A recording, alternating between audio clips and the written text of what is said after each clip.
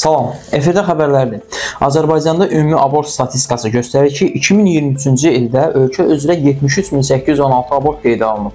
Bu göstərici əvvəlki illərlə müqayisədə artım nümayiş etdirir. Məsələn, 2022-ci ildə abortların sayı 57.999 olub. Qanunsuz abortların ümumi abortlar içindəki nisbətini müəyyən etmək çətin olsa da, bəzi mənbələr qeyd edir ki, çoxsaylı abort tibbi qeydə almadan qeyri-rəsmi şəraitdə həyata keçirilir.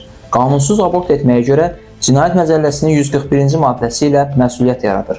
Belə ki, həkim tərəfindən tibb müəssisələrindən kənarda abort etməyə görə 500 manatdan 1000 manatadək miqdarda cərimə və ya 6 ayədək müddətə islah işləri cəzası nəzərdə tutulub. Bundan başqa, xüsusi ali tibbi təhsili olmayan şəxs tərəfindən abort etmə 1000 manatdan 1500 manatadək miqdarda cərimə və ya 360 saatdan 400 saatadək müddətə ictimai işlər və ya 1 ilədək müddətə islah işləri ilə cəzalandırılır. Həmin əməllər ehtiyatsızlıqdan zərər çəkmiş şəxsin ölümünə səbəb olduqda isə 3 ilədək müddətə müəyyən vəzifə tutma və ya müəyyən fəaliyyətlə məşğul olma hüququndan məhrum edilməklə 5 ilədək müddəti azadlıqdan məhrum etməklə cəzalandırılır. Sizinlə mən Şahin Seydov, Azərbaycan Yəhudi Mediası. Unutmayın ki, xəbərdar olmaq sizin hüququnuzdur.